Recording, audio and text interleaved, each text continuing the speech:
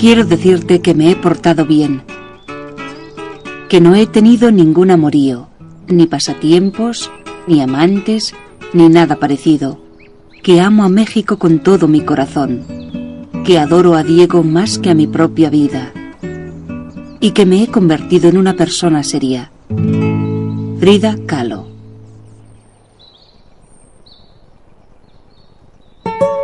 La extraordinaria belleza de la verdad. La vida y tiempos de Frida Kahlo.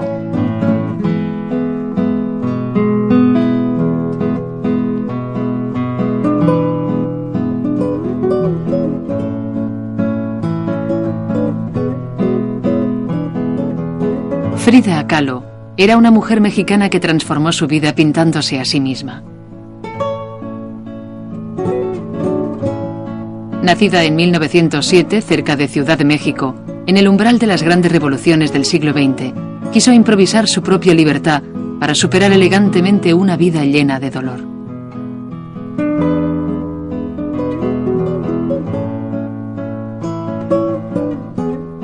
Inválida desde los 19 años a causa de un terrible accidente que le dejó graves secuelas, empezó a pintar durante su larga convalecencia y pasó el resto de su existencia plasmando sus experiencias en unas de las imágenes más luminosas y sorprendentes de la época. Tuvo innumerables amantes, hombres y mujeres indistintamente. Pero el gran amor de su vida fue el celebrado artista mexicano Diego Rivera. La complejidad y la dificultad de su relación dominó toda su madurez.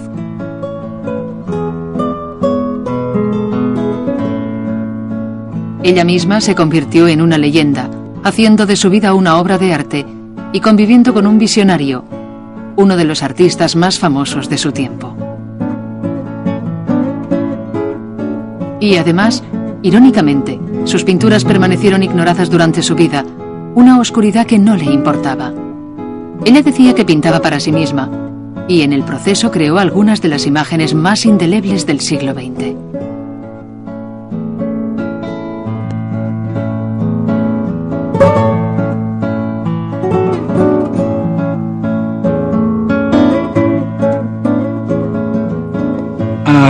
Yo estaba en el Palacio de Bellas Artes de México y la ópera que se interpretaba aquella noche era Parsifal de Wagner. Estaba sonando la obertura cuando de repente un ruido invadió el teatro y silenció la orquesta. Todos miramos hacia los palcos y vimos la magnífica entrada de Frida Kahlo, adornada con todas aquellas joyas, collares, anillos y brazaletes. Tintineaban como si todas las campanas de la catedral se hubieran puesto a repicar a la vez, para minimizar la debilidad de su cuerpo. De hecho, su cuerpo estaba tullido, un cuerpo casi siempre inmóvil, pero ella le daba vida con joyas y vestidos. Era su propia ópera. En el escenario se interpretaba Wagner, pero Frida Kahlo estaba en el palco y por lo menos aquella noche ella fue más fuerte que Wagner, puede estar seguro.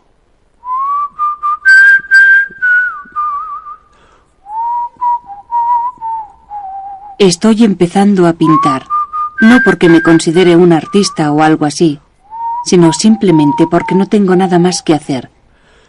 Y porque trabajando me olvido un poco de todos los problemas que tengo. Estoy haciendo óleos en pequeños platos de aluminio y a veces voy a la escuela de manualidades, donde he hecho 2 litografías que son un auténtico desastre.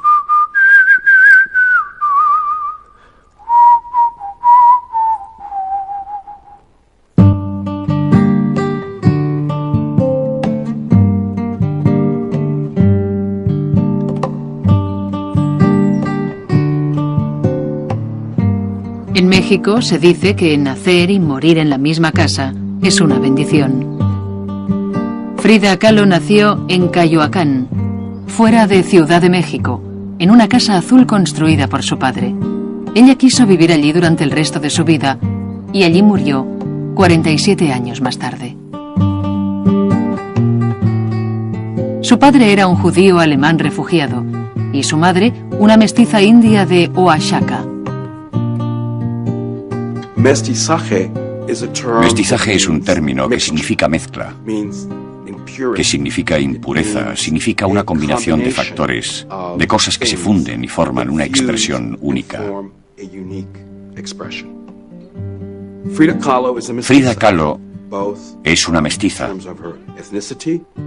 tanto en términos de su etnia como de su cultura. Pero en la época que creció, el mestizaje no se refería a eso. Yo creo que el término que se utilizaba era mexicano. Cuando era niña, ella y su hermana pequeña, Cristina, se rebelaron contra su educación católica. Y ella misma molesta a la familia con sus bromas y travesuras. Cristina era además su mejor amiga, pero también se convirtió en su mayor rival. Su madre, Matilde Calderón, era una devota católica profundamente infeliz. Cuando era joven se había enamorado de un muchacho que se suicidó y nunca llegó a recuperarse del suceso. Mi madre estaba histérica por descontento, porque no estaba enamorada de mi padre. Mi madre se volvió histérica a causa de la religión. El padre de Frida, Guillermo Kahlo, era fotógrafo y documentaba la arquitectura colonial mexicana para el gobierno. Decía que no le gustaba hacer retratos porque él no deseaba mostrar las cosas feas que había hecho Dios. Él y Matilde tuvieron 4 hijas y Frida era su favorita. Decía que ella era la más inteligente y la que más se le parecía. Su padre era fotógrafo y ella trabajaba con él. Quiero decir que le acompañaba, porque a él le daban ataques, como a Dostoyevsky, y se caía al suelo.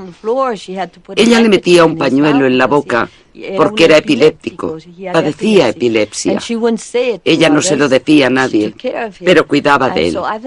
Yo creo que se daba cuenta de lo peligrosa y corta que es la vida, y de lo que hacemos con nuestra vida, nuestro destino, y cómo la vivimos, y el poco tiempo que vivimos.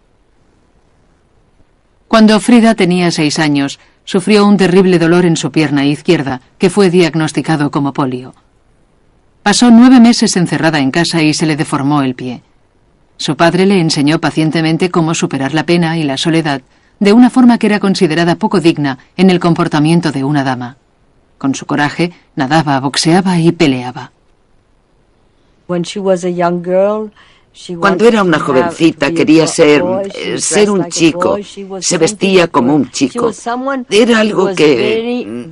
Era una persona que resultaba muy original, muy heroica, especialmente para México, porque para una tradicional familia mexicana, tener una hija que se vestía como un chico, que se ponía trajes, chalecos, que se ponía corbata como ella hacía, era bastante traumático, especialmente para su madre tan conservadora.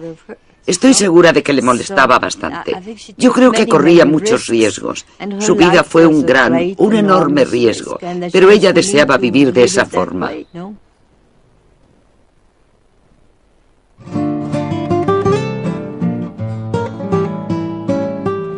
Fuera de los muros de la Casa Azul, el país dormitaba, como dijo un observador, a la fresca pero dañina sombra de un árbol venenoso.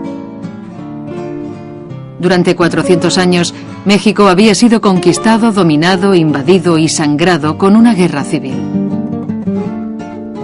30 años después del nacimiento de Frida, Porfirio Díaz asumió el poder y forzó la paz aplastando a la oposición. Durante el Porfiriato, como se llamó a esa época, la clase alta se hizo muy rica, mientras la gran mayoría de los mexicanos vivían al borde de la hambruna. Durante el Porfiriato, el país fue como el país de Potemkin. Tenía una hermosa fachada, una elegante fachada, muy afrancesada.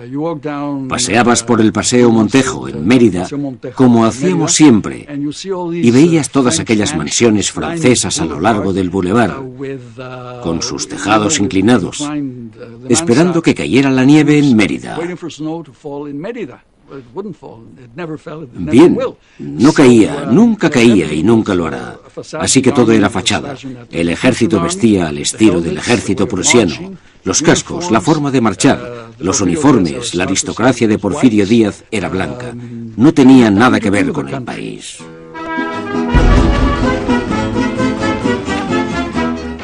Finalmente, en 1910, el año que Frida cumplió 3, la Revolución Mexicana estalló en todo el país.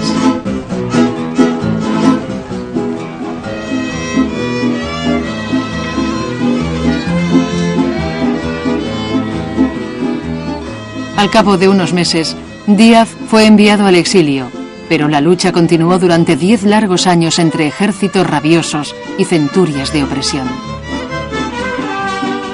En las pequeñas ciudades, como Coyoacán, grupos de soldados raptaban a las mujeres, quemaban las casas y se mataban unos a otros, nunca seguros de quién era el enemigo.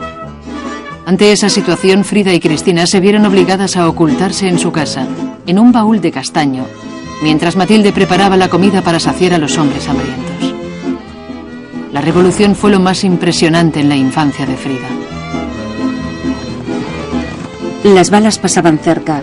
Todavía puedo oír su extraordinario sonido. Mi madre abría los balcones que daban a la calle Allende para que los zapatistas subieran y se refugiaran en nuestro salón. Les curaba las heridas y les daba gorditas de maíz, el único alimento que se encontraba entonces en Coyoacán. A pesar de la destrucción y el derramamiento de sangre, los mexicanos creían en su revolución con casi pasión mística. Sus generales se convirtieron en héroes del México moderno y la guerra en una noble causa que justificaba su terrible costo. Después de una década de lucha y 1 millón de hombres muertos, la dolorosa historia de México fue reescrita y el futuro se liberó del pasado. La principal característica de la Revolución Mexicana fue el levantamiento del pueblo. Iba a caballo o en tren, y toda la nación viajaba, se movía. Los jinetes de la caballería de Pancho Villa, del norte, los de Emiliano Zapata del sur. Su convergencia en Ciudad de México durante la infancia de Frida Kahlo fue una autorrevelación, una forma de comunión de los mexicanos. Y ella formó parte de eso y se convirtió en parte de la corriente principal, resultado de la revolución, que fue un reconocimiento nacional. Surgió un gran movimiento creativo de la Revolución Mexicana, en pinturas, en películas, en literatura, en filosofía, en todos los aspectos de la vida y el pensamiento. Y ella se encontró en medio de esa vorágine en la que estaba inmersa la nación, y halló lo que buscaba.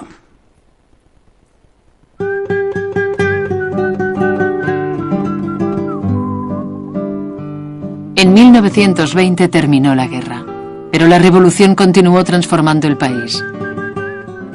Uno de los servideros intelectuales del México posrevolucionario fue la Escuela Nacional Preparatoria. En las clases y en los corredores, los viejos ideales europeos de Díaz fueron reemplazados por un nuevo y radical nacionalismo que celebraba la herencia indígena de México. Nuestra vitalidad coincide con la de México, escribió uno de los profesores. Crecemos espiritualmente mientras el país crece en el reino de la moral. En 1922, Frida se convirtió en una de las primeras mujeres estudiantes de la preparatoria. A la edad de 15 años, de repente se vio envuelta en los rigores y las pasiones de la mejor escuela secundaria de México. Aprendió a leer en 3 idiomas, se enamoró de Whitman y Da Vinci y soñó con ser médico. Frida y sus amigos, una pandilla compuesta mayormente por chicos que se llamaban a sí mismos los cachuchas, llenaban los pasillos de pesados argumentos sobre Marx y la religión, Hegel y Kant. No soportaban el aburrimiento y una vez hasta llevaron un burro a la clase de una profesora conservadora. Incluso prendieron fuego al andamio de los pintores que estaban decorando las paredes de la escuela. La escuela había sido elegida como el lugar perfecto para un ambicioso experimento postrevolucionario en la educación pública. El plan era cubrir las paredes de los edificios públicos con grandes pinturas murales que relataran la reciente nueva historia del país. Los murales narraban las tradiciones y la mitología india, la conquista hispánica, las maravillas de la industrialización y el levantamiento de la clase obrera. Se contrató a los pintores más prometedores de México, hombres jóvenes que deseaban dejar atrás las tradiciones europeas y hallar una nueva y auténtica voz mexicana. Siguiendo el espíritu de su obra, aceptaron cobrar por metros cuadrados el salario de los obreros y se construyeron como el Sindicato Revolucionario de Obreros Técnicos, Pintores y Escultores. El miembro más prominente del sindicato era Diego Rivera. Diego Rivera era un fenómeno, un artista comunista, ateo, que hace arte público, en un medio para el cual esas tres cosas juntas eran más que una provocación, era un error, la invocación del demonio. Entonces, Frida tiene mucha suerte al encontrarse esos estímulos, la preparatoria, los compañeros, la vida cultural, los poetas homosexuales, los poetas gays y Diego Rivera. Frida estaba fascinada por Diego. Empezó a gastarle bromas, a molestar a sus modelos y amigas y a robarle la comida de su fiambrera. Pero su atención romántica estaba centrada en el líder de los cachuchas, Alejandro Gómez Arias. En aquella época, Frida cumplió 16 años y estaban locamente enamorados. Hasta mañana. Espero que pasemos una buena noche y que ambos pensemos que somos grandes amigos y que nos queremos mucho, mucho, mucho, mucho. Más que a la música y la luna. Alejandro resaltó años más tarde que Frida era sexualmente precoz. Dijo, para ella el sexo era una forma de disfrutar la vida, una especie de impulso vital. También declaró que durante aquella época fue seducida por una mujer que trabajaba en la biblioteca. Dime si ya no me quieres, Alex.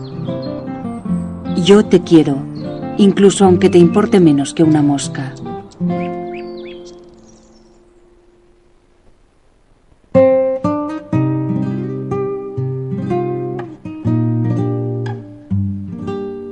Un lluvioso día de 1925, mientras viajaba en autobús con Alejandro hacia Coyoacán, la vida de Frida, tal como ella la conocía, llegó de pronto a su fin. El autobús estaba tomando una curva cuando colisionó contra un camión. Alejandro describió el accidente. El camión empujó lentamente el autobús. El autobús tenía una extraña elasticidad. Cuando alcanzó su máxima flexibilidad, se partió en 1000 pedazos y el camión continuó avanzando. Atropelló a mucha gente. Frida estaba en la calle y una multitud pasó sobre ella. Se le clavó una varilla de hierro, penetró completamente por un costado de su vientre y salió por el otro. Inexplicablemente, la ropa se le había caído durante la colisión y un paquete de polvo de oro que llevaba un obrero se había desparramado sobre su cuerpo ensangrentado. Un hombre que estaba en el lugar puso una rodilla sobre el vientre de Frida y le extrajo la varilla. Alejandro recordaba los gritos de Frida, mezclados con las sirenas. La columna y la pelvis estaban rotas por 3 puntos y la pierna derecha por 11. También se le rompió la clavícula y 3 vértebras, y el pie izquierdo estaba dislocado y aplastado. Los médicos pensaban que no viviría. Tuvieron que reconstruirle la espalda por secciones, dijo un amigo, como si estuvieran haciendo un fotomontaje. Un poco antes, no mucho más de 2 días, yo era una niña que vivía en un mundo de colores. Todo era misterioso y había algo oculto. Si supieras lo terrible que es, como si de repente un relámpago iluminara la tierra. Ahora vivo en un planeta de dolor, transparente como el hielo. Me hago vieja por momentos, y ahora todo es blando y lúcido. Sé que detrás no hay nada. Si hubiera algo, me gustaría verlo. Frida pasó un mes en el hospital y la mayor parte del año siguiente en casa, en cama. No la habían examinado antes por rayos X y los médicos tenían opiniones contrarias acerca de su estado.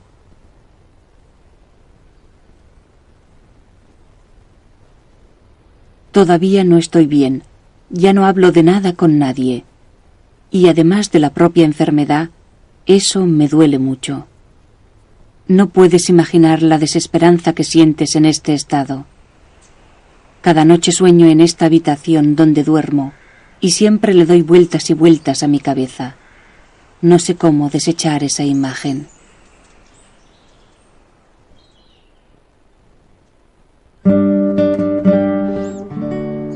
Cuando era niña, Frida había aprendido a superar la enfermedad esforzándose físicamente. Ahora, obligada a permanecer inmóvil, necesitaba una nueva forma de actividad. Sin prestar demasiada atención, empecé a pintar. Mi obsesión era empezar de nuevo, pintar las cosas que veía con mis propios ojos y nada más. Como el accidente había cambiado mi camino, muchas cosas me privaban de cumplir los deseos que cualquiera consideraría normales. Y para mí, nada me parecía más normal que pintar lo que no podía conseguir. Ella había visto pintando a Diego y a los otros artistas cuando estudiaba en la escuela preparatoria. Pero entonces era una jovencita llena de vida. No había pensado en ser pintora. Pero cuando con 16 años sufrió el accidente, tuvo que quedarse en cama o sentada durante horas y horas. Y entonces su padre, que era fotógrafo, decidió darle unas pinturas. Así fue como empezó a pintar. Tenía un espejo en la cama y podía mirarse en él. Pintaba a otros, pero su personaje principal era ella misma. Estaba invadida por sí misma. Estaba invadida por su enfermedad y lo que pintaba era a sí misma. Hizo su primer autorretrato para Alejandro. Se había alejado de ella después de enterarse de varias infidelidades anteriores al accidente. Ahora, ella quería regalarle su retrato para que la tuviera en su pensamiento. Creo que le dije: Alex, te quiero mucho y he besado y acariciado a otros, pero en el fondo de mi corazón solo te he querido a ti. Te enviaré el retrato a tu casa dentro de unos días. Te ruego que lo pongas en algún lugar donde puedas verlo, como si me miraras a mí. Alejandro aceptó el regalo y se reconciliaron enseguida.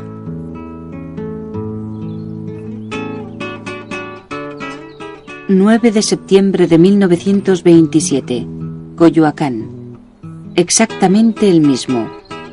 Todo igual. El día 17 se cumplirán 2 años de nuestra tragedia».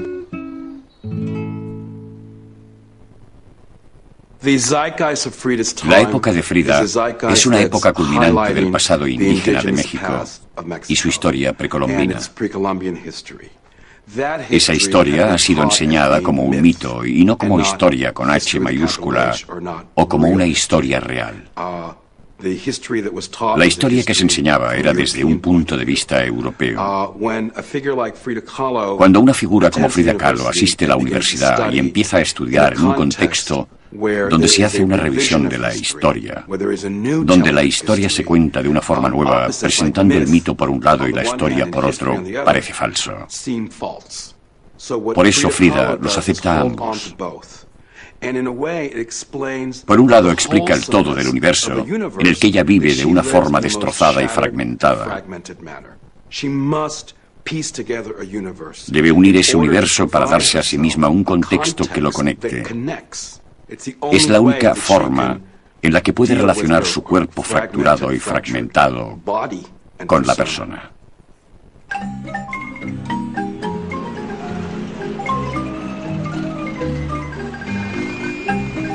En 1925, México emergía de la revolución a un renacimiento cultural y artístico. Libre de las pretensiones europeas y la moralidad católica, Ciudad de México se convirtió en la meca de artistas y reformadores que se sentían atraídos por su frescura. Con 21 años, Frida estaba casi recuperada. Aunque sus heridas continuaron atormentándola el resto de su vida, estaba lo suficientemente bien para dejar el confinamiento en la Casa Azul y unirse a la excitación y la vitalidad de la ciudad. La ciudad era moderna. No un lugar moderno, sino la modernidad misma.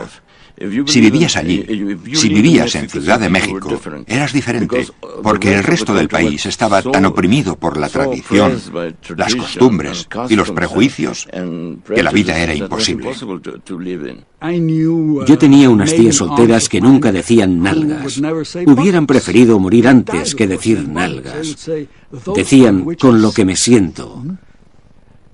Ni siquiera pronunciaban la palabra piernas, era muy atrevido para ellas. Decían, eso con lo que ando. Cosas como esas, cosas absurdas que formaban parte de las formalidades de la clase media de las ciudades mexicanas, que chocaban con la forma de vida de Frida Kahlo, los Cachuchas, Diego Rivera, María Izquierdo y el resto de los rebeldes. Decían, vamos a ser libres, vamos a expresarnos libremente, vamos a amar libremente, vamos a crear libremente, vamos a hablar libremente. Y fue una gran ruptura con el pasado puritano del México, digamos, semicolonial. Frida se relacionó entonces con una incoherente comunidad de socialistas, marxistas, comunistas, antiimperialistas, líderes estudiantiles y exiliados políticos. En su compañía, Frida redescubrió el placer de debatir acaloradamente de la música, el baile, el tequila y los líos amorosos. En una alocada fiesta nocturna, Frida volvió a fijarse en Diego Rivera. El encuentro tuvo lugar en una época en la que la gente llevaba pistolas e iba por la calle disparando a las farolas y ocasionando daños. Diego le disparó a un fotógrafo y yo empecé a interesarme por él a pesar de mis temores. Rivera estaba al límite. Nadie podía superar a Rivera. En la sociedad no había nadie tan atrevido ni tan libre como Rivera. Porque podía decir, pertenezco al Partido Comunista. Podía decir, Dios no existe. Porque podía decir alegremente que odiaba la carne humana. Porque podía decir todo lo que se le antojara.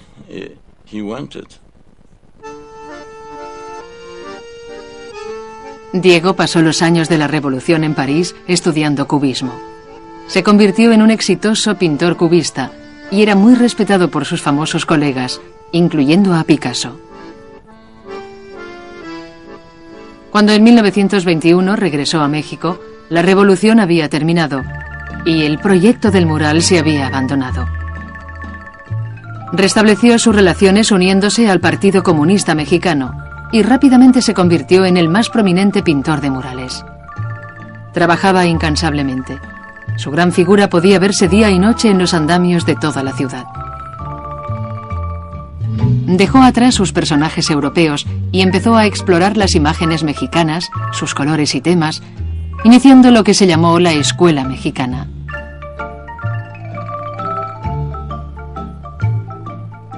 En la época que Diego conoció a Frida, en 1928, había estado casado 2 veces, tenía 3 hijos e innumerables amoríos. Un amigo dijo, aunque era innegablemente feo, atraía a las mujeres con la misma naturalidad que los imanes atraen al hierro. Mi familia odiaba a Diego Rivera porque yo tenía una tía llamada Guadalupe Amor, que era poetisa, y él la pintó desnuda. Y fue un enorme escándalo en la familia. Y además el cuadro era horrible. Estaba muy fea. Ella no era fea, pero él la pintó así, con los párpados caídos, así, con venitas rojas, venas rojas. Y no había duda de quién era, porque al fondo del cuadro, que era enorme, decía: "Yo soy la poetisa Guadalupe Amor". Sin dejarse intimidar por la reputación de Diego, Frida decidió llevarle sus cuadros para preguntarle si pensaba que tenía algún potencial como pintora. Llevó varias telas a la base de su andamio y descaradamente le dijo que bajara. Diego pensó que las telas, como la chica que las llevaba, eran extraordinarias. Más tarde escribió: "Para mí era obvio que aquella chica era una auténtica artista". Unos días después, viajó a Coyoacán para ver el resto de las pinturas. Escribió: "Sus obras, su habitación, su chispeante presencia, me llenaron de una maravillosa alegría".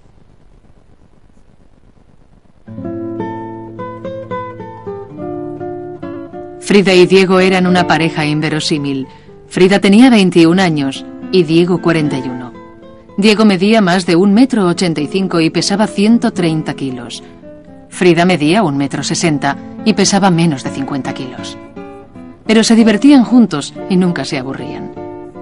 Para ella, Diego era el mejor artista del mundo, el arquitecto de la vida. Para él, ella era un diamante en el centro de muchas joyas inferiores. Después de un breve noviazgo, Diego pidió permiso al padre de Frida para casarse con su hija.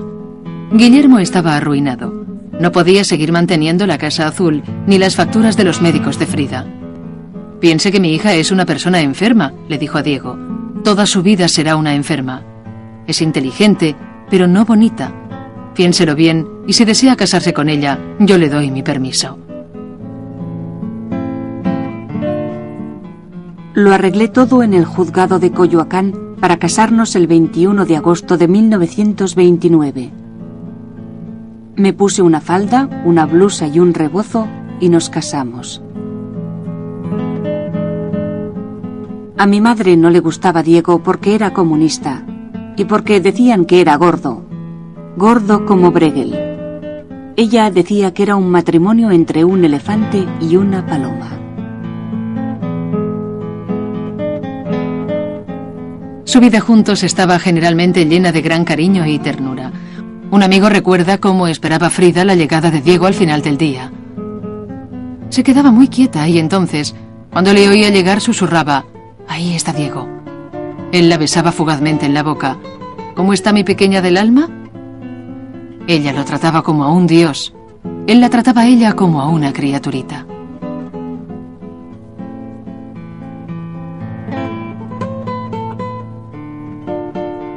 Pero la fidelidad era imposible para él. Una vez un médico le dijo que estaba incapacitado para la monogamia y aceptó alegremente el diagnóstico. Llevaban casados menos de un año cuando tuvo su primer amorío. Públicamente se esforzaba en tolerar su comportamiento. Privadamente estaba furiosa y con el corazón destrozado. Además, aquel año se quedó embarazada y por complicaciones tuvo que someterse a un aborto. Empezó a temer que nunca podría tener un hijo y que su futuro con Diego estaría lleno de preocupaciones.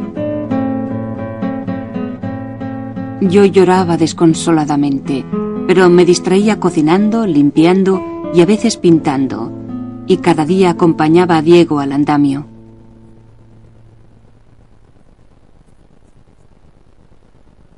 Durante ese periodo, Frida pintaba como ella decía para pasar el tiempo. No ambicionaba convertirse en una artista ni pintar al estilo de su marido. Las obras de Diego eran importantes y simbólicas, las de Frida intimistas y personales, y su escala natural cada vez más y más pequeña, hasta que sus cuadros llegaron a tener menos de 30 centímetros cuadrados. No le interesaban las visiones épicas de la historia mexicana. En vez de eso, sus obras reflejaban las impresiones de su infancia, el arte folclórico mexicano y los pequeños exvotos que colgaban en las iglesias católicas y contaban la historia de personas que se habían salvado milagrosamente. Creo que lo que más la influyó fue la pintura colonial. Acostumbraba a ir a las iglesias, a ver a Cristo ensangrentado, y todo eso era lo que la inspiraba, porque en la iconografía cristiana hay mucho dolor y sangre, y así era también su vida. Cirugía, dolor, así era como ella se sentía. Por ejemplo, veníamos aquí al Jardín de la Conchita, aquí en este mismo espacio tan cercano a nosotros,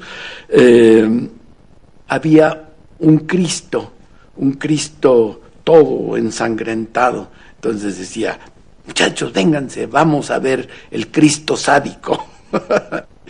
O sea que la pintura religiosa y la escultura religiosa le conmovía y le inspiraba.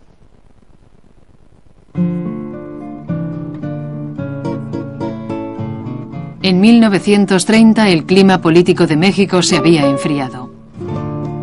Varios años de administraciones reaccionarias habían obligado a los muralistas a abandonar sus andamios y marcharse del país. Se originó una violenta corriente contra los izquierdistas que amenazaba a los sindicatos laboristas y empezaron a encarcelar, deportar e incluso asesinar a los comunistas. Diego fue invitado a pintar varios murales en Estados Unidos. El momento era perfecto y le gustó la idea de crear arte revolucionario en lo que él llamaba la tierra de los capitalistas. Frida nunca había salido de México y pensaba que el viaje podía ser una aventura. En noviembre salieron hacia San Francisco.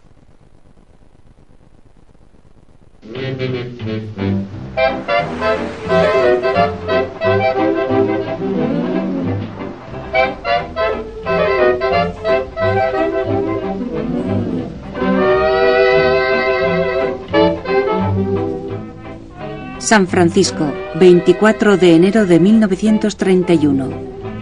La ciudad y la bahía son maravillosas. No me gustan los gringos, son muy aburridos y tienen cara de pocos amigos.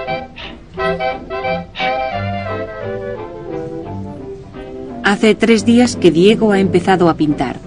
Ayer salió a las 8:30 y regresó a las 9 de la mañana. Trabajó más de 24 horas sin descansar, sin comer. Estaba exhausto.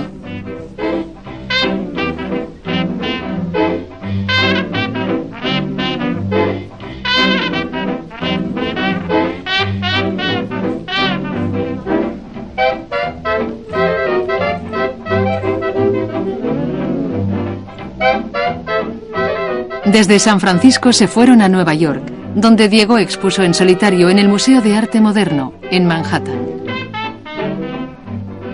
A Frida le gustaba Nueva York. Hizo algunos amigos y estaba encantada con los hermanos Marx, Laurel y Hardy y Charlie Chaplin.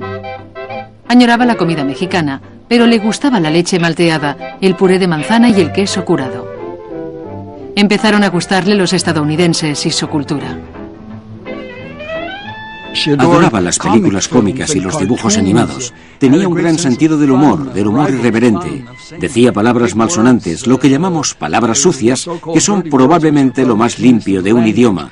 Le gustaba sorprender a la gente, burlarse de todo lo que había a su alrededor. Hizo una famosa broma a Henry Ford en una comida en Detroit, y aunque sabía que Henry Ford era antisemita, le dijo, «Señor Ford, ¿es cierto que es usted judío?». Creaba ese tipo de escándalos en su entorno. Formaban parte del gran festival de Frida Kahlo, que en cierto modo compensaban su íntimo dolor. En primavera volvieron a Detroit, donde habían encargado a Diego una serie de murales con el tema de la industria moderna. Frida quedó encinta de nuevo. Ansiaba un bebé desesperadamente, pero temía que el embarazo la matara. Sus médicos le aseguraron que podía tener el niño mediante cesárea, y empezó a confiar en su opinión. Pero una sofocante noche de verano empezó a sangrar. Fue conducida en una ambulancia al hospital Henry Ford, pero la hemorragia continuó hasta que perdió el bebé y casi muere. Durante 30 calurosos días estuvo en el hospital, inundada de dolor.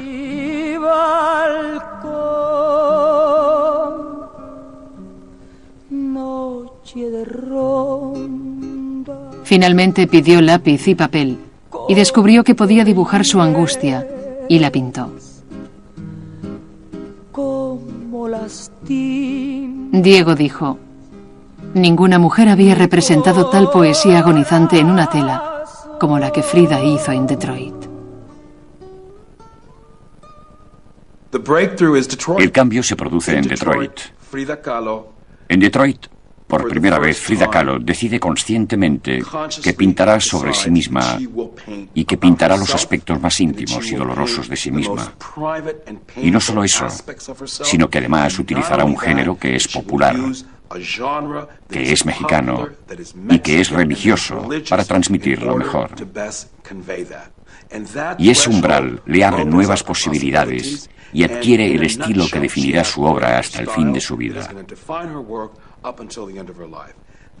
Es decir, que se convierte en una artista que es capaz de innovar la tradición, hacerla nueva y utilizar varios géneros y formatos íntimos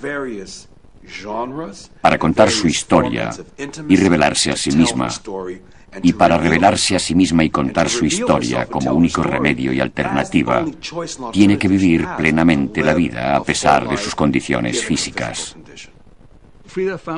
Frida halla una forma de pintar el dolor, de mostrar su dolor a través de su pintura, de permitirnos ver el dolor. Y haciéndolo refleja el dolor del mundo, de aquellos que no pueden hablar de su dolor. Creo que es un aspecto muy importante de su vida y su obra. Plasma a todos los marginados, a los sin palabras del mundo, de este brillante mundo en el que vivimos y en el que vemos a la gente elegante que va a los estrenos de cine y a recoger premios. A esa mujer que está rota por dentro, que está tan enferma, que no tiene un físico bello, que no tiene una belleza exterior que mostrar, pero cuyo interior es bello. Ella halla esa hermosura y la exterioriza. Ese es su viaje, el viaje artístico y psicológico de Frida Kahlo a través del dolor. Frida y Diego pasaron casi 4 años en Estados Unidos. Ella sentía una gran nostalgia y empezó a llenar las paredes de las habitaciones de los hoteles con carteles de arte folclórico mexicano y recortes de periódico. Finalmente le dijo a su esposo que era hora de regresar a casa. Diego no quería marcharse. Disfrutaba de su fama en Estados Unidos y creía, como dijo, que la revolución mundial tendría lugar en un país industrializado. Le dijo a ella que debía sacrificar sus deseos por la causa. Frida pensó que estaba chiflado. Discutieron duramente de lo que había que hacer. Pero Diego se había quedado sin dinero y al final ganó Frida. Un grupo de amigos les pagó los pasajes en un vapor y embarcaron hacia México.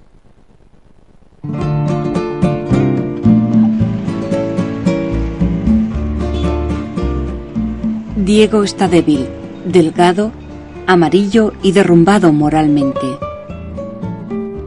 Si no le veo feliz, no estaré tranquila, y su salud me preocupa más que la mía propia. Él cree que todo lo que le ocurre es por mi culpa, porque le he obligado a regresar a México. A pesar del encargo de 2 nuevos murales, Diego vivía miserablemente en México y culpaba de todo a Frida. A los pocos meses se enamoró de otra mujer. En épocas pasadas, Frida se protegía a sí misma del dolor que le producían las infidelidades, creyendo que aquellas mujeres eran indignas de ella y de Diego. Esta vez fue imposible. Diego tenía una relación amorosa con su hermana Cristina. Nunca había sufrido tanto y no creía que pudiera sentir tanto dolor. Ella era la hermana que yo más quería, y tú sabes lo que Diego significaba para mí en todos los sentidos. Él vivía una vida plena sin el estúpido vacío de la mía, pero nunca pensé que lo fuera todo para mí, y que para él yo solo he sido poco más que un trasto. Ahora veo que no soy más que una muchacha decepcionada y enamorada de un hombre que la ha abandonado.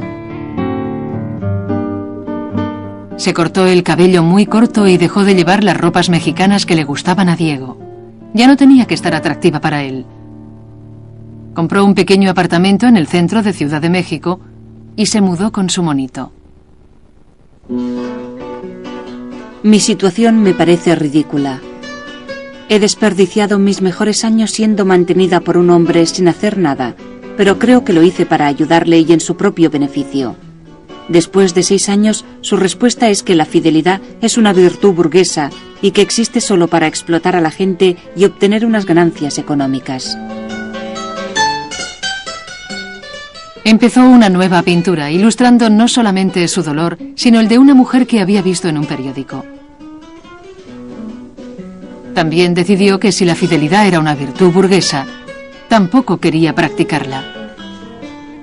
Empezó a tener amantes, algunos ocasionales, pero otros más serios, normalmente hombres, pero a veces mujeres. Le dijo a un amigo que su visión de la vida era hacer el amor, darse un baño y hacer el amor otra vez. Para ser mujeriego había que ser hombre. Y para sufrir cuando tu marido era un mujeriego, había que ser una mujer mexicana. Esa era la ley. El auténtico aspecto sobresaliente es la voracidad sexual de Frida, no la de Diego. Diego era, en cierto modo, bastante normal. Frida era algo más. Creo que para ella cada acto sexual era una demostración de poder, de fuerza, de victoria sobre el cuerpo. Me dijo una cosa que me impresionó muchísimo, porque yo te repito, yo pues era joven. Y uno cuando es joven y está en un ambientito, pues el otro ya se le hace muy descarnado. Pero entonces me dijo quedito al oído. Me dijo, ¿tú tienes un novio? Y yo le dije, sí. ¿Y es pintor? Y yo le dije, sí. Me dijo, no te hagas tu novio. No te vayas a casar con él. Olvídate que sea tu novio. Mejor sé su amante. Y no te vayas a casar con él, porque si te casas con él vas a ser muy desgraciada. Así me dijo. Pero me lo dijo aquí, en el oído, quedito. Y entonces en esos momentos decidí casarme con un pastelero. Frida era discreta con sus asuntos amorosos. Incluso aunque estaban separados, Diego era muy celoso y Frida prefería no enfrentarse a él. Una vez encontró en la cama de Frida al escultor japonés estadounidense Isami Noguchi, y estalló de tal forma que Noguchi tuvo que escapar trepando a un árbol y corriendo por el tejado. Uno de sus asuntos más serios fue con un fotógrafo retratista húngaro llamado Nicolás Murray. Murray era inteligente, dinámico y afortunado. Sus fotografías de celebridades aparecían en Harper's Bazaar y Vanity Fair. Créeme, te quiero, mi amor, como no he querido a nadie. Solo Diego estará en mi corazón siempre, tan dentro como tú. Incluso los amantes más serios de Frida sabían que nadie podría ocupar el lugar de Diego. Cuando ella y Murray rompieron, él admitió que solo había ocupado temporalmente el puesto. Escribió, éramos 3, aunque solo estuviésemos 2. Mi niño, cuánto me gustaría ver lo que haces ahora. Lo que estás pintando, poder estar contigo y dormir contigo en nuestro pequeño dormitorio del puente. Añoro tu risa, tu voz, tus manos pequeñas, tus ojos, incluso tus rabietas. Todo, todo lo tuyo. Tú eres mi vida y nada ni nadie puede sustituirte. Para Frida, Diego lo es todo. Y no estamos hablando de un problema de amor desesperado, porque los amores desesperados de Frida fueron múltiples. Estamos hablando de una fijación con alguien a través del cual descubre el arte, a través del cual descubre la notoriedad, a través del cual descubre los viajes y el conocimiento de personas muy importantes, y a través del cual descubre la política y la vida mexicana como un paisaje.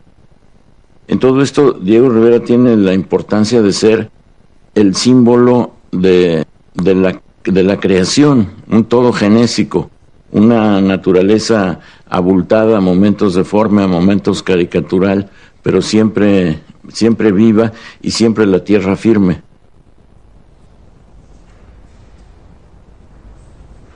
No hablaré de Diego como de mi esposo, porque sería ridículo. Diego no ha sido y nunca será el esposo de nadie. Ni tampoco hablaré de él como de un amante, porque para mí él trasciende el terreno del sexo, y si hablo de él como de un hijo, no haré otra cosa que describir o pintar mis propias emociones, casi en mi propio autorretrato, no el retrato de Diego. No creo que las orillas de un río sufran por dejar que el agua fluya entre ellas, ni que la tierra sufra porque llueva. Para mí, todo tiene una compensación natural. Con mi dificultad y oscuro papel de aliada de un ser extraordinario, tengo la misma recompensa que un punto verde sobre fondo rojo. Tengo la recompensa del equilibrio.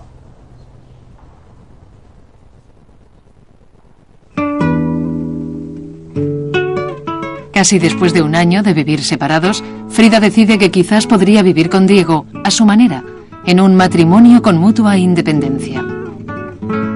Volvió a la casa que Diego había construido en San Ángel, un pueblo a las afueras de Ciudad de México, cerca de Coyoacán.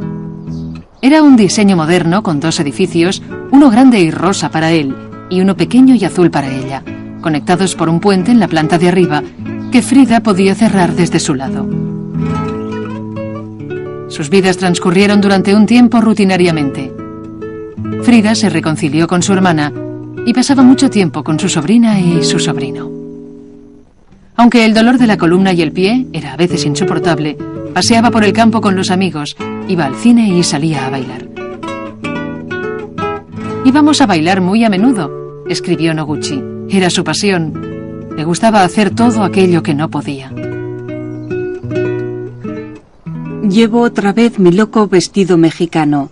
Me ha crecido el cabello y estoy más delgada que nunca. Mi carácter no ha cambiado. Soy tan perezosa como siempre, sin entusiasmo por nada. Bastante estúpida y muy sentimental. A veces pienso que es porque estoy enferma, pero sé que solo es un buen pretexto.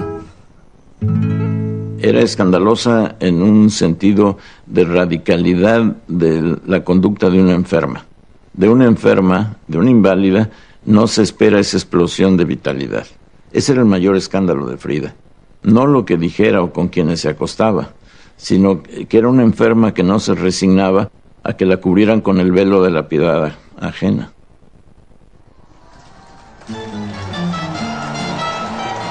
A mediados de los años 30, México se convirtió otra vez en un lugar de acogida para liberales e izquierdistas.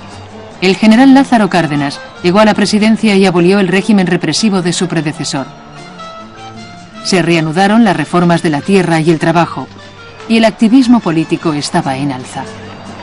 En Ciudad de México se puso de moda el comunismo de una forma que revigorizaba las reformas de la revolución, y la casa de Frida y Diego se convirtió en refugio para la inteligencia internacional que pensaba que México podía seguir los pasos de Rusia. La Revolución Rusa había empezado en 1917 y había galvanizado toda la comunidad mundial de izquierdistas. A pesar de que los rusos habían padecido hambre y tiranía, el mundo exterior les veía como masas de campesinos que habían tenido éxito levantándose contra los ricos. La mayoría de la comunidad de artistas de Ciudad de México soñaba con un resultado similar para su país y apoyaba apasionadamente a los bolcheviques rusos. Frida era una excepción.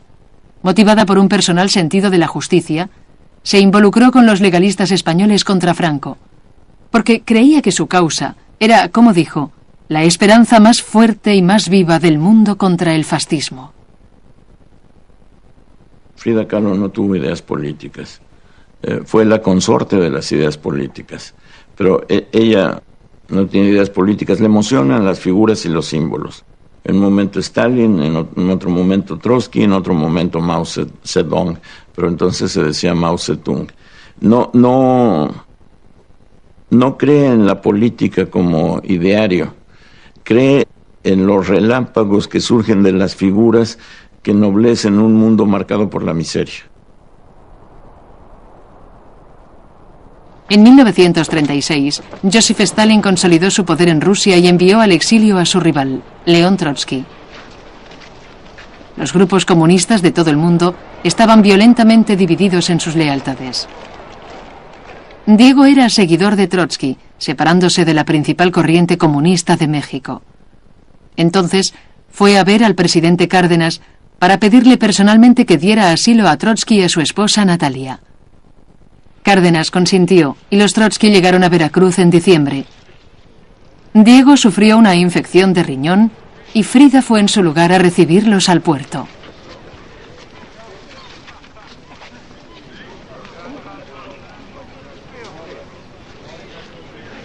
Llevó a los Trotsky a la Casa Azul de Coyoacán, donde vivieron, sin pagar renta, vigilados las 24 horas del día durante los siguientes 2 años.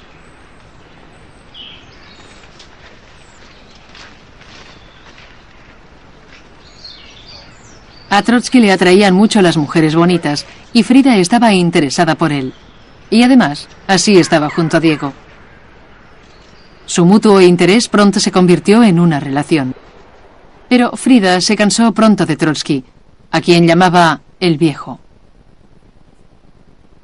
Después de su ruptura, hizo un autorretrato para él que dejó en la Casa Azul cuando finalmente se marchó.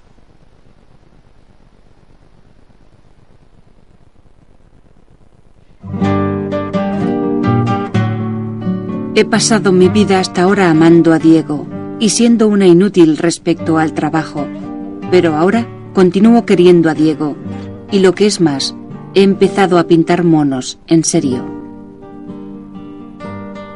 Frida Kahlo es una excéntrica en México. Es decir, está totalmente fuera del centro de la corriente principal. Con mucho, la mayoría de los artistas de México de aquella época están implicados en pinturas que tratan de temas sociales y políticos. El protagonista de los murales debe estar relacionado con la historia contemporánea mexicana y con el antiguo pasado de México.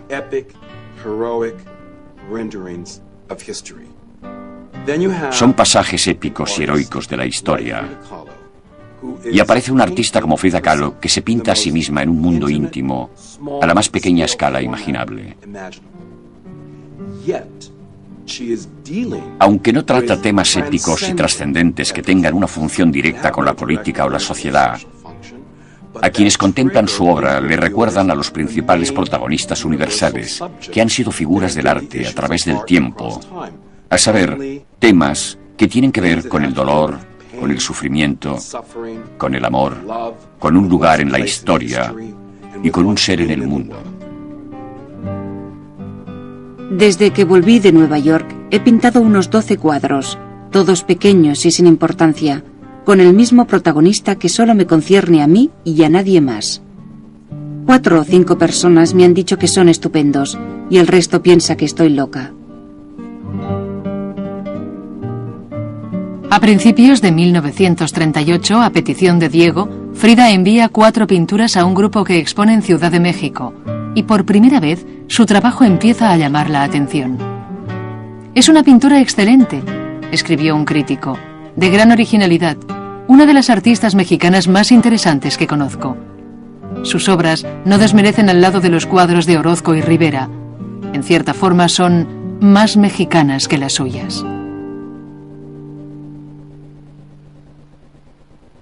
En primavera, André Breton llega a México. Conocido en Francia como el Papa del Surrealismo, Breton era la figura central del movimiento de vanguardia más avanzado de la época. Él y sus colegas, Salvador Dalí, René Magritte y otros, exploraban las nuevas teorías del subconsciente de Sigmund Freud. Fue a México para visitar a Trotsky y para ver lo que llamaba el lugar surrealista por excelencia. No quedó decepcionado. En México encontró realidad para ser surrealista, y las obras de Frida Kahlo, que eran un chorro espontáneo de puro surrealismo. Ella descubrió algo que los latinoamericanos conocen muy bien, y es que vivimos con el surrealismo mucho antes de que los franceses lo codificaran en 1920, después de la Primera Guerra Mundial. Los grandes artistas surrealistas procedían de Alemania, Max Ernst, de España, Luis Buñuel, o de México, Frida Kahlo, porque estaban conectados a una cultura que siempre ha sabido que hay otro mundo al lado del mundo que conocemos. Al lado de la realidad que percibimos hay otra realidad invisible, y el deber del artista es hacer que desaparezca esa invisibilidad. Y eso es lo surreal. Ella aplicaba sus profundos conocimientos en sus pinturas y no tuvo que recibir lecciones de André Breton ni de ningún surrealista francés. Ellos creían que yo era surrealista, pero no lo era. Nunca he pintado sueños, yo pinto mi propia realidad. Poco después de exponer en Ciudad de México, Frida recibió una carta de Julien Levy, un tratante de arte de Nueva York, especializado en surrealismo, que la invitaba a exponer en su galería. En octubre fue a Nueva York sin Diego. Dijo a sus amigos que estaba viviendo su propia vida. Fue tratada con respeto y cariño, no como la esposa del gran Rivera, sino como una pintora por derecho propio. Su exposición tuvo un éxito espectacular. Georgia O'Keeffe estaba allí, como los reporteros de la revista Time, del The New York Times y de Vogue. Time se refirió al evento como el revuelo de la semana en Manhattan, y se vendieron la mitad de los cuadros. En invierno viajó a París, donde Breton la invitó a exponer su obra. A los 3 meses empezó a sentir nostalgia de México y la desagradable atmósfera de Francia que anunciaba la guerra no contribuía a animarla. Además, descubrió enseguida que Breton no había conseguido preparar su exposición, los cuadros estaban aún en la aduana y nunca se había concertado nada con ninguna galería. Debería estar sentada en el suelo del mercado de Toluca vendiendo tortillas. Sería mejor que no tener nada que hacer con estos artistas de París. Se sientan durante horas en los cafés calentando sus preciosos traseros y hablando sin parar de cultura, arte y revolución y de esto y de aquello. Al día siguiente no tienen nada que comer porque ninguno de ellos trabaja. El desprecio de Frida por sus colegas parisinos aumentó por el hecho de que estaba sufriendo otra recaída. Además del dolor crónico de la espalda y el pie, tuvo que ingresar en un hospital a causa de una infección en los riñones. Cuando le dieron el alta, muchas mujeres se ofrecieron a cuidarla, incluyendo a la esposa de Breton, Jacqueline Lamba. Se rumoreaba que cuando se recuperó, su gran amistad con Jacqueline había desembocado en un asunto amoroso. Finalmente, un colega de Breton, Marcel Duchamp, recuperó las pinturas de Frida y encontró una galería donde exhibirlas. Una vez más, la muestra tuvo un gran éxito y fue recibida como una celebridad. La diseñadora de moda Elsa Schiaparelli presentó un vestido al que llamó Madame Rivera, y Vogue publicó en la portada una foto de Frida con sus manos llenas de anillos. Pablo Picasso le regaló un par de pendientes con la forma de unas minúsculas manos. El Louvre compró una de sus obras, El Cuadro. Fue la primera pintura contemporánea mexicana de su colección. En los años 30 y 40, Frida Kahlo no es solo un imán, es una imagen que todos se llevan. Frida primero es fotogénica, segundo empieza a gustar muchísimo su pintura, luego además es lesbiana en un momento en que serlo y de la manera en que ella lo era, no solo es novedad, es tan brutalmente novedoso que prefieren no darse cuenta. Hay el hecho de una mujer que se acuesta con mujeres y a la cual no se califica porque no llega la noticia al cerebro de los que la ven. Hay un estupor ante el lesbianismo de Frida Kahlo, pero todo contribuye a su originalidad.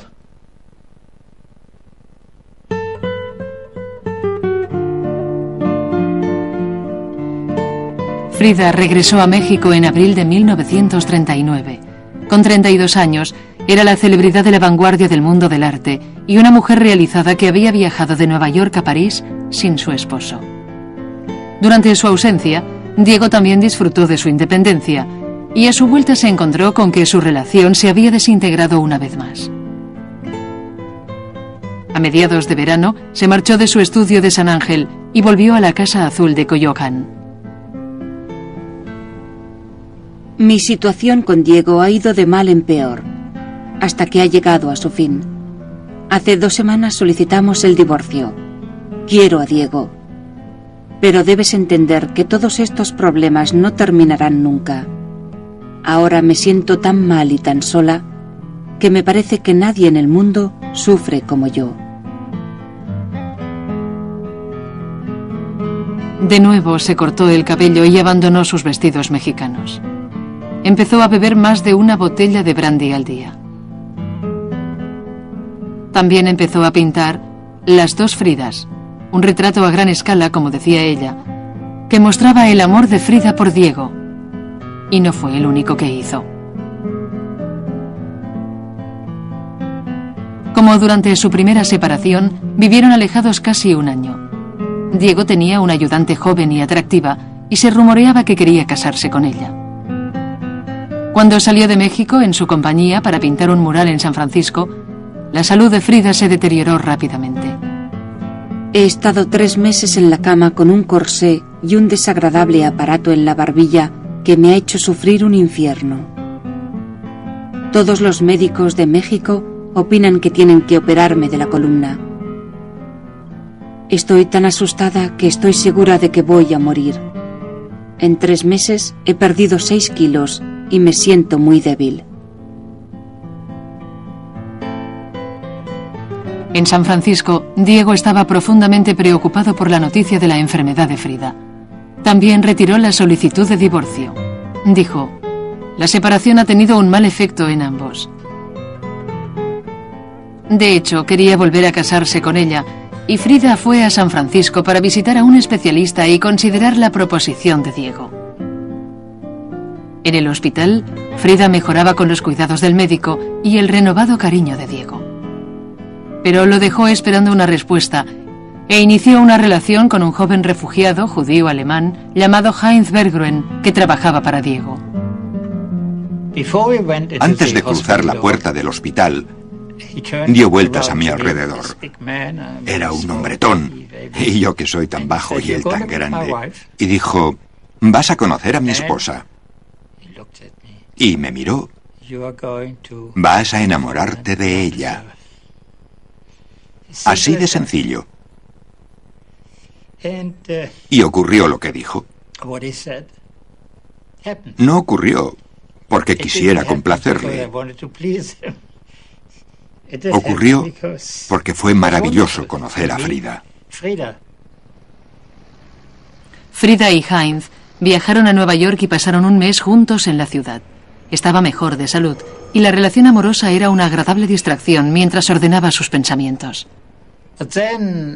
Pero entonces, supongo que después de algún tiempo, fue una... Podía sentirlo. Creo que lo sentí. En ella surgió la necesidad de regresar con Diego.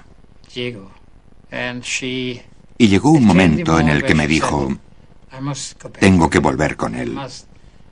Tengo que reunirme otra vez con Diego. El día que Diego cumplió 54 años, volvieron a casarse, en una breve ceremonia civil celebrada en San Francisco. 2 meses más tarde, Diego finalizó los murales y regresaron a México.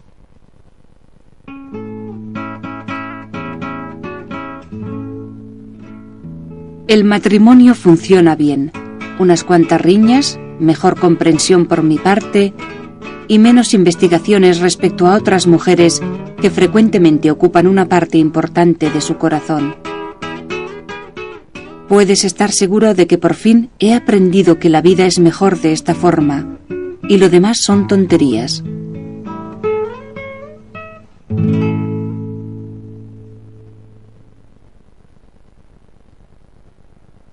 En 1943, Frida fue invitada a impartir clases en la nueva Escuela Pública Experimental de Pintura y Escultura de Ciudad de México, llamada La Esmeralda.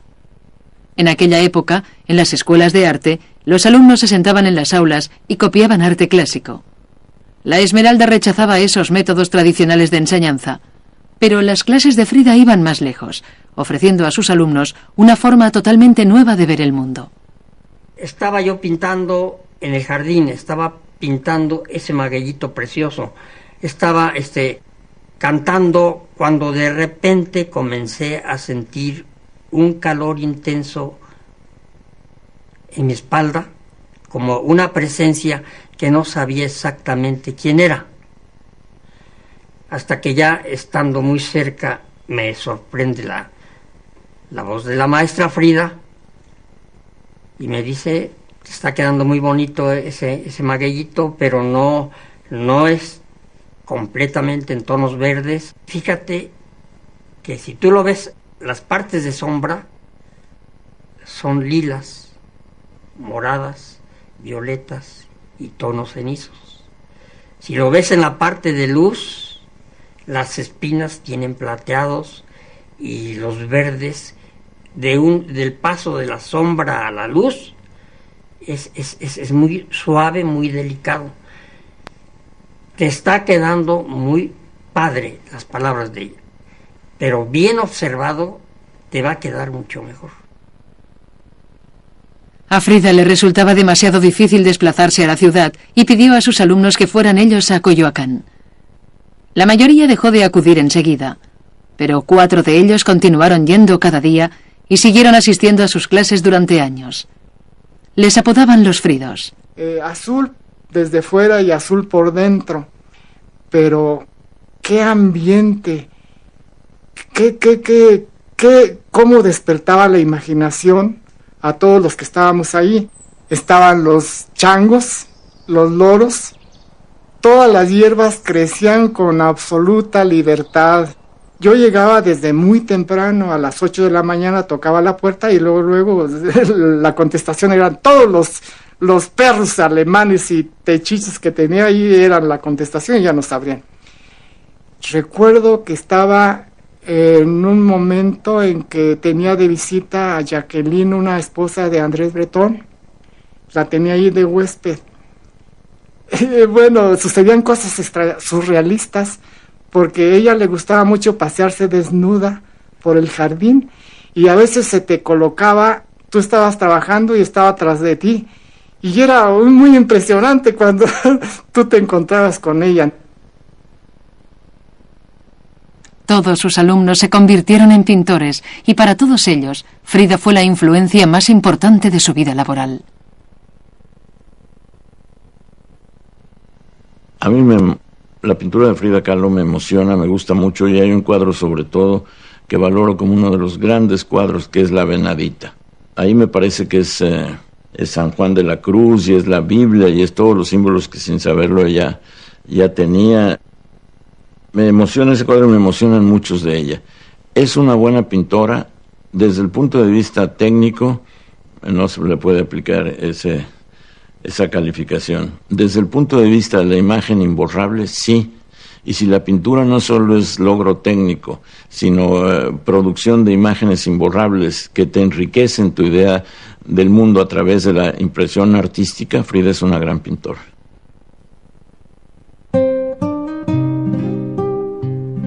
Si me sintiera mejor de salud, podría decir que soy feliz. Pero esta sensación que tengo desde la cabeza hasta el pulgar, a veces me trastorna el cerebro y me amarga por momentos. Cuando cumplió los 37 años, la salud de Frida comprometía su vida cotidiana y fue empeorando durante los siguientes 10 años. Su espina dorsal estaba tan débil que no podía sentarse ni estar de pie sin un apoyo. La examinaron por rayos X. Le hicieron transfusiones de sangre y punciones lumbares. Finalmente le pusieron un corsé metálico. El corsé era el primero de los 28 que tuvo que llevar, la mayoría de ellos de yeso. Ella los llamaba castigos. Pasó todo el año 1950 en el Hospital Inglés de Ciudad de México, sufriendo dolor de cabeza, fiebre, infecciones y gangrena en el pie. Empezó a tomar morfina para el dolor y se hizo adicta a los analgésicos, algo que nunca consiguió superar. Frida escribía un diario que lentamente llenaba de anécdotas, acuarelas y pensamientos que eran incluso más personales que sus pinturas. Más que nada, el diario era un poema de amor a Diego.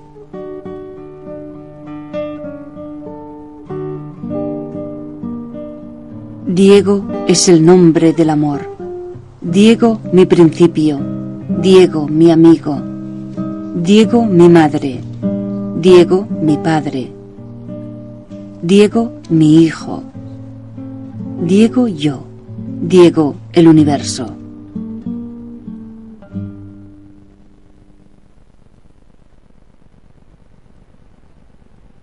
Cuando por fin regresó a la Casa Azul, lo hizo en silla de ruedas. Raramente salía de casa y durante largos periodos, incluso ni siquiera de la cama. Estaba su cama. Y después había una mesa altita. Y había un florero muy bonito, el florero, con muchas cositas porque le encantaban las cochinaditas mexicanas. Y el florero, y encima del florero había tijeras, pero así boca arriba, con las cestas para abajo, agujas de tejer para arriba, cuchillos para arriba, tubitos de pulsocortantes y de todas las cosas más horribles. Yo cuando la vi se me enchinó el cuerpo porque decía, híjole, qué horror que me tropezara y me cayera encima de este. Me dio una angustia horrible de verlos. Y entonces volteó y nos dijo, ustedes me deben, porque mi regalo ahora es de eso, porque voy a hacer un florerote enorme lleno de esas cositas que me encantan. Temía estar sola y pedía a la gente que le hiciera compañía.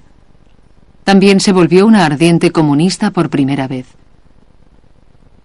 Empezó un retrato de Stalin y colgó una foto de Mao sobre su cama. Para ella, el comunismo se había confundido con comunidad y creía que podía protegerla de su soledad.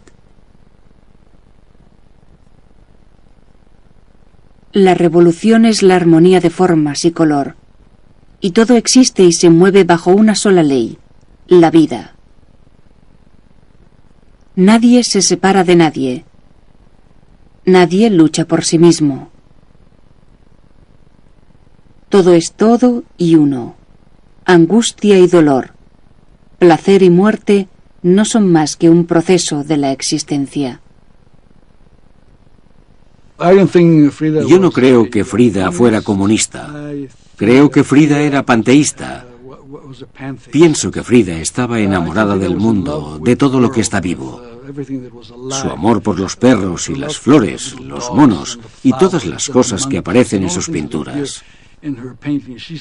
Hacía del mundo algo sagrado. Quiere hacer sagrado todo aquello que toca. Está enamorada del mundo como de un jardín. A pesar de mi larga enfermedad, me siento inmensamente feliz viviendo. En la primavera de 1953, la querida amiga de Frida, Lola Álvarez Bravo, que dirigía una galería de arte en Ciudad de México, decidió exponer la obra de Frida. A pesar de su fama en los círculos internacionales, nunca había expuesto en solitario en su país. Era evidente que la muerte de Frida estaba cercana y Bravo quería rendirle homenaje en vida. Ya empezaba a hacerse tarde, la pequeña galería estaba repleta de amistades y gentes que queríamos ver la obra de Frida. En los muros había muchos cuadros que yo no conocía. Pasaban el tiempo y no llegaba la maestra porque el doctor le había dicho que no podría, que no debía salir, que no debía separarse de su cama. Entonces tomaron la cama, creo, llegó en una ambulancia completa y estuvo presidiendo con enorme alegría su única exposición en México. Ella llegó así, como una trágica y hermosa figura. Pero llegó así e hizo una entrada que, en mi opinión, tuvo que ser muy importante para la gente que la vio. Como si vieras a alguien que ha resucitado. Yo creo que ella creía en la resurrección. Ella siempre volvía a la vida resurgiendo de sus propias cenizas. Amigos, alumnos, críticos y foráneos se arremolinaron toda la tarde alrededor de su cama. Fue una gran fiesta, con tequila, risas, guitarras y canciones. Un amigo dijo: la clase de evento que a ella le gustaba. Colorido, sorprendente, intensamente humano y un poco morboso. Bravo recibió llamadas desde París, Londres y de todo Estados Unidos, interesándose por la exposición. Un importante crítico resumió la experiencia. Es imposible separar la vida y la obra de esta singular persona. Sus pinturas son su autobiografía.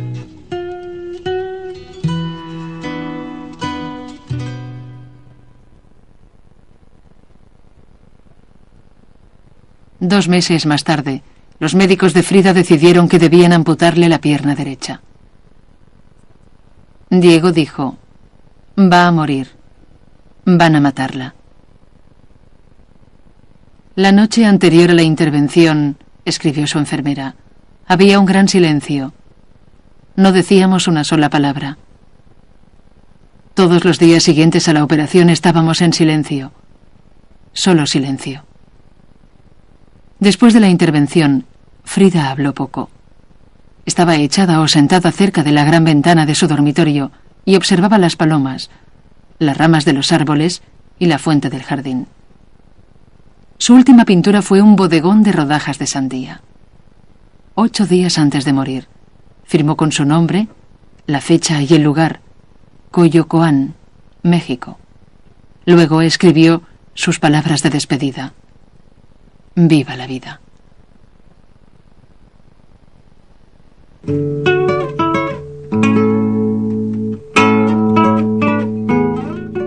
Espero que la partida sea feliz y espero no volver jamás.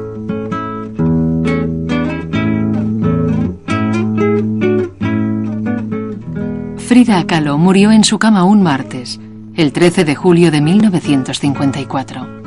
Tenía 47 años.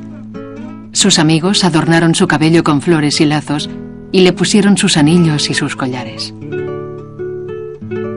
La gente desfiló ante su cama todo el día para presentarle sus respetos. Un amigo dijo: Diego ha envejecido en unas horas. Está pálido y demacrado. Cuando Frida murió, parecía un alma dividida en dos.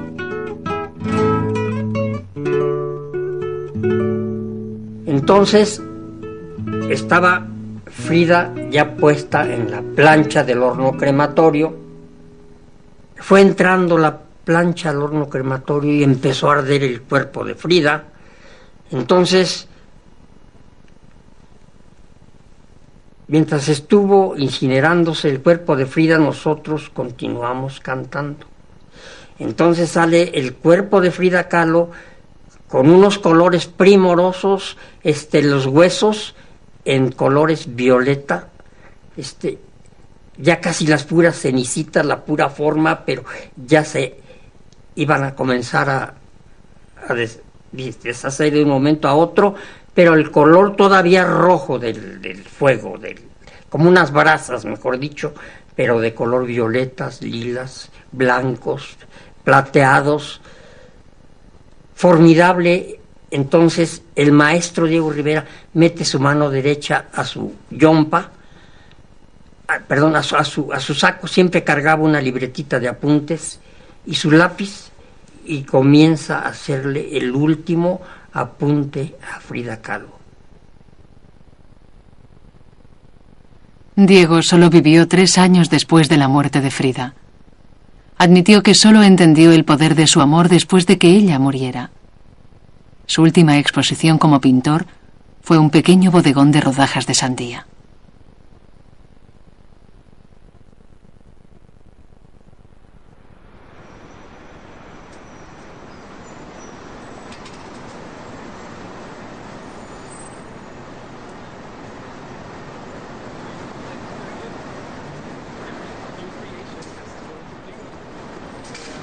Lot 25, and $850,000 to start.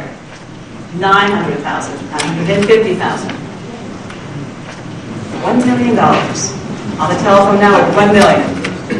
At $1 million, $1,100,000. $1,200,000, Andy. At $1,200,000. $1,200,000. It's on the telephone, it's against you in the road, selling air. $1,200,000.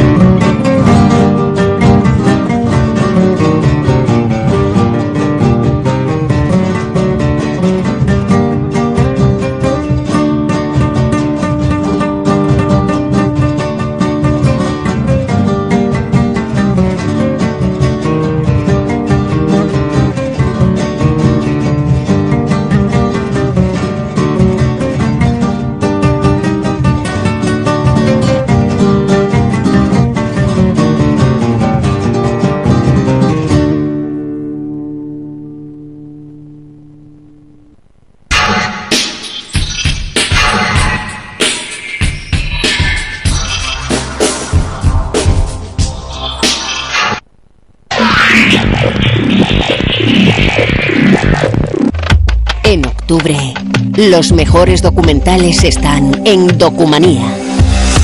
Nuevas pruebas confirman que el hombre cruzó el Atlántico hace 17.000 años.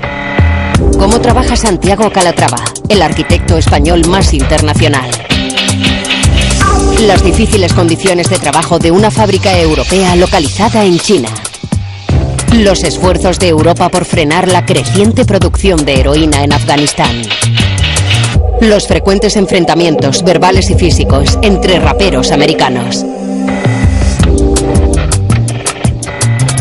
Octubre en Documanía.